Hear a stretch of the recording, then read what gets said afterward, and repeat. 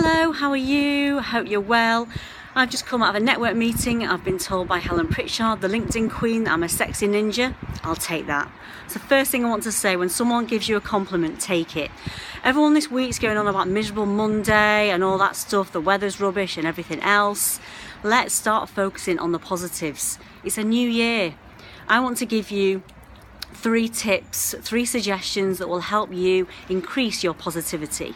If you go online to my website, www.changeforsuccess.co.uk, if you check that out, there's a blog there that I've just published this week, which will give you 3 top tips to help you feel positive, energized, and to help you feel just more stress-free and relax into the new year rather than worrying about Blue Monday or whatever it's called and the bad weather.